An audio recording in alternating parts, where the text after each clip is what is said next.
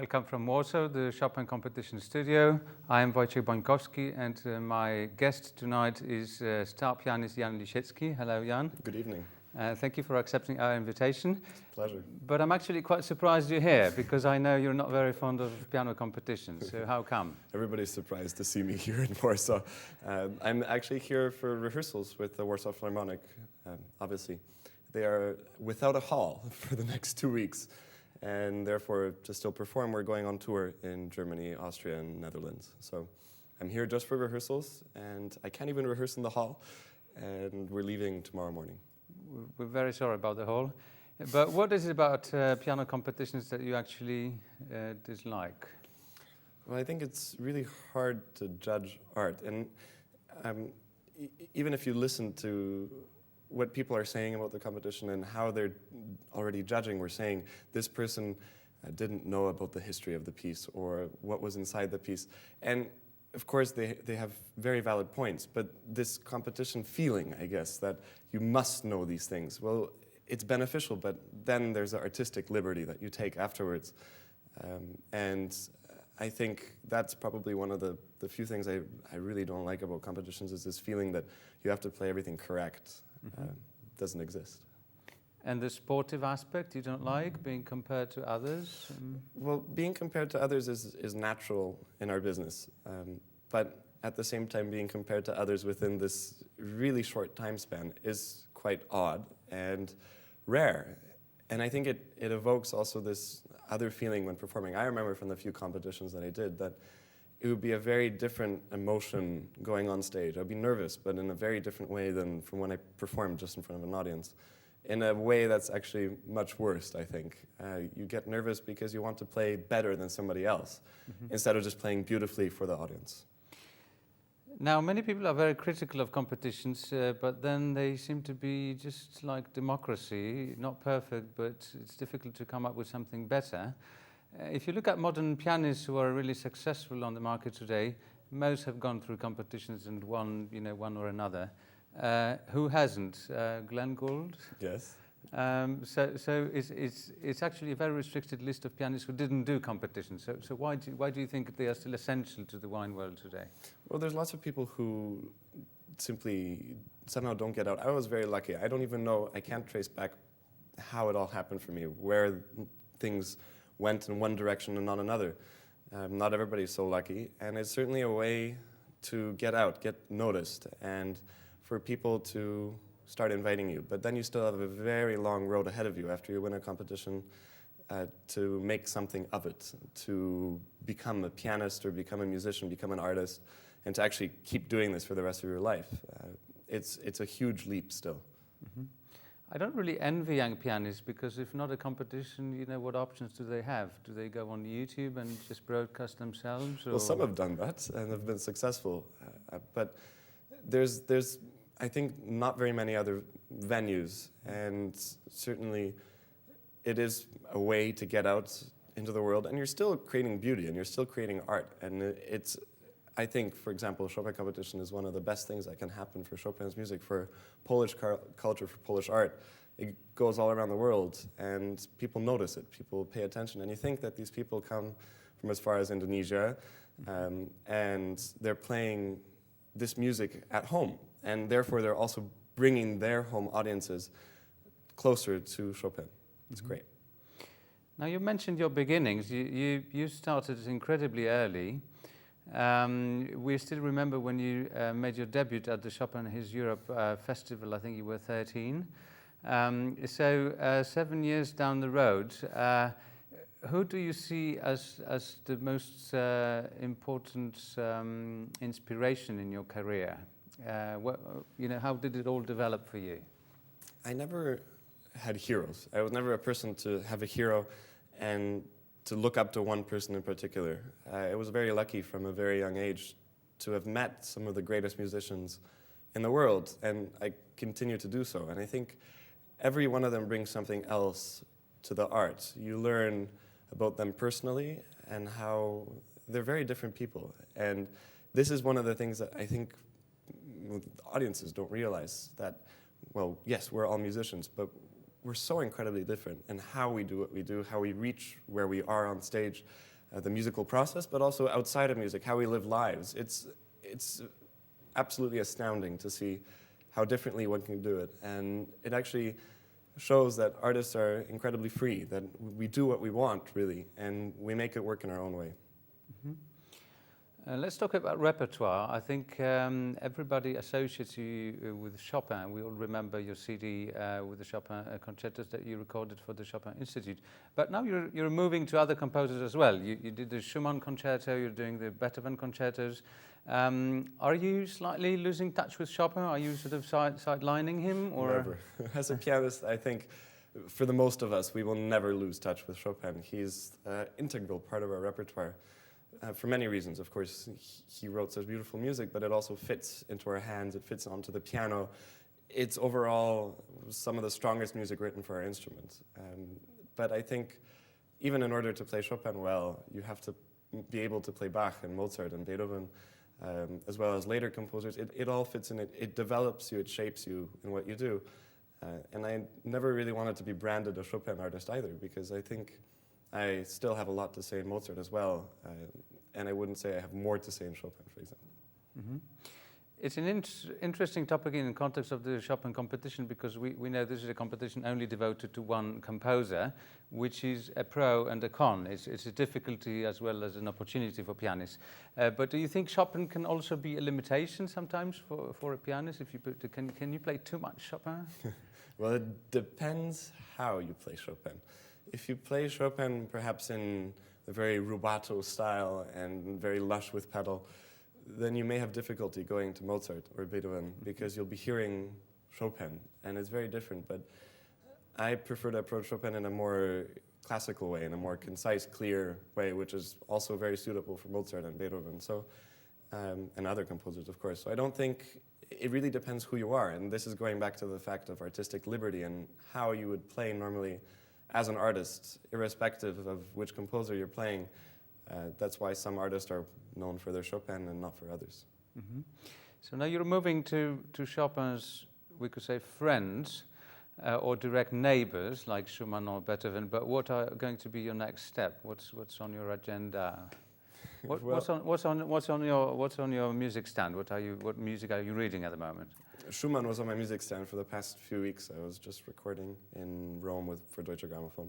That was really present on my music stand. And Beethoven is now too, because that's what I'm playing on tour with Warsaw Philharmonic. In the future, Beethoven will have a big place too.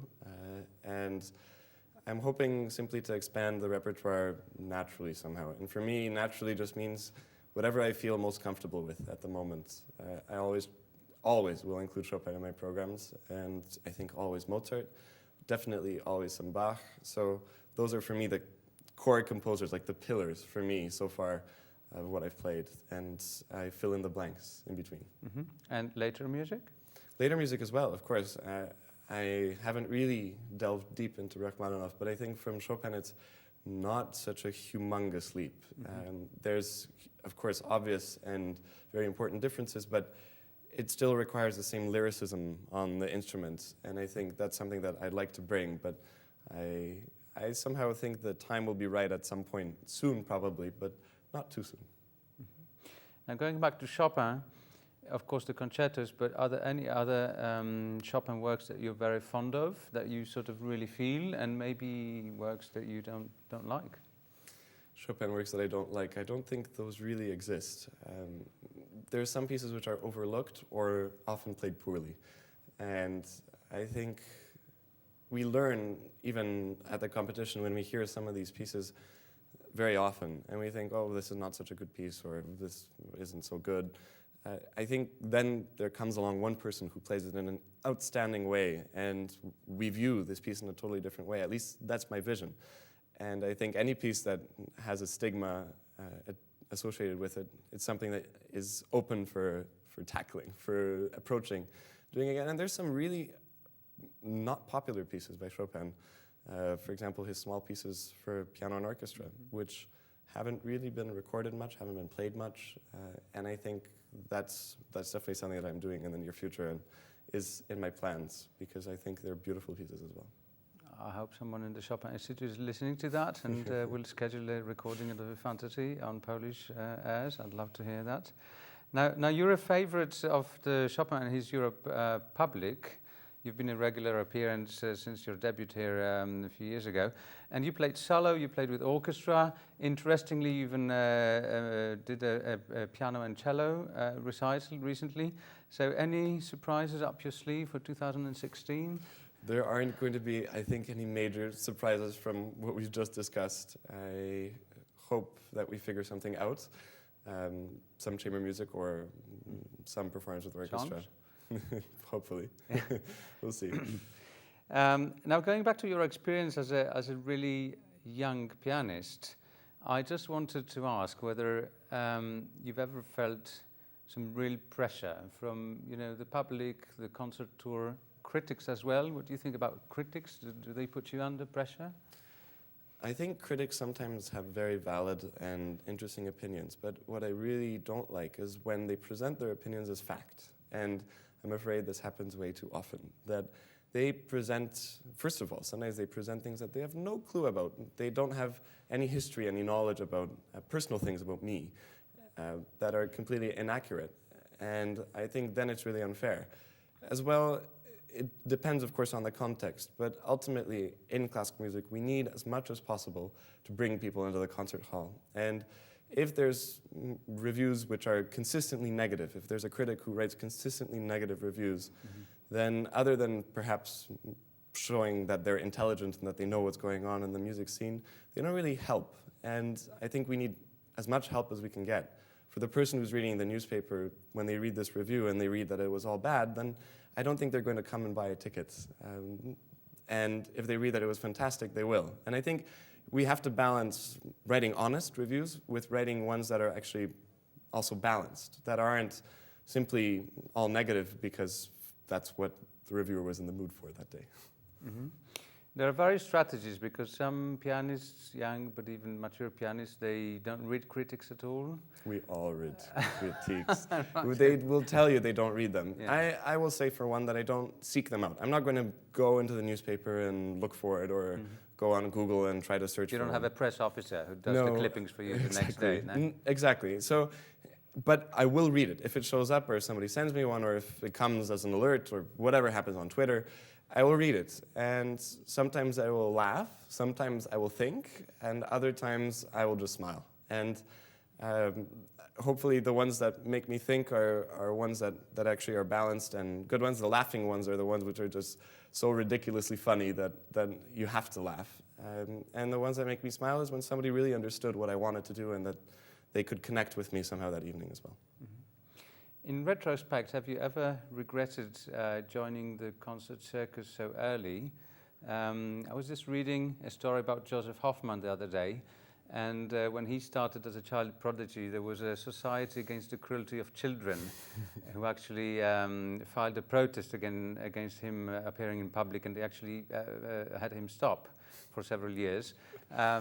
Do you think it's beneficial for a young pianist to really go on the concert stage at a very early age? You did it. It's a very individual question, and there's examples of it going very wrong. There's examples of it maybe not going so wrong, but still there's some lingering effects of it. And certainly in my case, I hope and I feel that there's been no wrong steps. I'm very happy with what I'm doing. I've always been happy, and there was never any pressure for me to do, well, to go on stage, to play. It was always something that was a challenge, but I love challenges. And having music as one of the things that can really push me to my limits, being in front of an audience, performing live, performing in the moment, is something that puts you on edge, and that forces you to create in the moment and to focus to an extreme degree. And that's something that is challenging, but I've always enjoyed. But I see, and I think there are examples of some, what I would say, child labor of kids who go on stage and their parents tell them they have to play. Interestingly, we now have some music psychologists coming into the equation, sort of giving advice to very young pianists. You don't seem someone who needs a shrink, but has it ever occurred to you to seek psychological support on how to handle it? I mean, I'm sure there's people who need it, and there's some people who can play incredibly well, but have the fear of going on stage. In that case, it's really good to address it and not to become like Glenn Gould, who couldn't go on stage, for example, and many other artists who simply are so afraid. Even one of the jury members was famous for simply not wanting to go on stage. So I think there's this good will, but I think also it's part of the artistic being. Some people will be afraid, but then when they go on stage, it's just this creation. I, though, look at artists playing, and I always think, it looks so easy when they're on stage. And this is exactly what it should be. I should be enjoying myself. It's a great moment. It's fantastic. Creating music in the moment by yourself or with an orchestra, with another musician, is really an incredible experience. And something that every moment of which you should enjoy and make the best of and not be afraid. Stage fright doesn't seem to be a factor with you. It does exist. I'm not going to say that I don't ever get scared before going on stage. And in fact, when I'm in the audience for the Chopin competition, I can feel it. I would be really afraid to go on stage. Even though I've played many of the pieces in public, I would still have this fear of going on. And I think it's something we all battle with. But hopefully we all learn also to channel it into the moment, channel it into the music, and that energy will come out as something that's sharpened. It's like athletes. Of course they can run really fast, but on the Olympics, they will make that world record time. They won't make the world record time when they're doing their practice laps, for example. One interesting topic that has come up at this year's Chopin competition is new ways of communicating with the public, social media, so YouTube that we mentioned, Facebook and Twitter. You're from a generation who's very used to those ways of communicating with your peers, but do you think it's important for an artist today to talk to the public on those channels, or do you prefer to restrict yourself to the music? I'm going to say yes and no. I have examples of young artists who are completely not present on Facebook and Twitter and social media, and they're still very good artists. It doesn't change who they are. Now, I think that Facebook and Twitter and other forms of social media are a good way to connect with your audience. It's another venue, and I think it's one of the few venues really that they can speak their mind, say what they thought, feel like they're in touch with the artist. I really don't like this barrier that occurs on stage. There's this invisible wall that it seems that the audience is distant from you, and they feel distant from the soloist as well. I think social media helps in breaking that barrier, but I wouldn't say that the music should revolve around social media, but rather the opposite. So social media is there to complement what we're doing on stage, and I think you can't exchange or replace what you do when you're performing for what you do online. If I offered you a contract to play a concert for two pianos with any great pianist from the past, who would you choose? Well, anybody. I'm going to go traditional, and I'm going to say, well, actually, if I'm going to say great pianist, I'll go to say Mozart, because I think he seemed like a very fun person, and I'm also, I think, a fun person, and a person who has a lot of energy, and I love to see how it was to play with him. Not talk about his music, but to play with him. I think that would be fun. Okay, maybe next year, Chopin has Europe.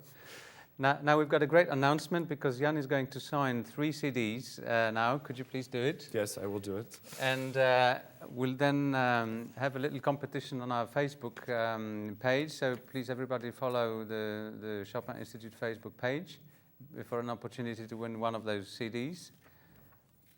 And signed by Jan. Signed, yes.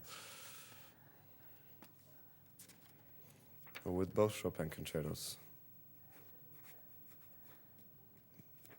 E minor winner or F minor winner? So you were 16 when you recorded those? 13 and 14. 13. There were live performances. I can't believe, well, I haven't listened to it in a very long time. They might be the youngest pianist ever recording those concertos. Probably not. I think Kissin probably recorded it around that age too. I'm not sure. Okay, Jan Lisiecki, thank you very much for speaking to us tonight. Thank you. It was a great pleasure.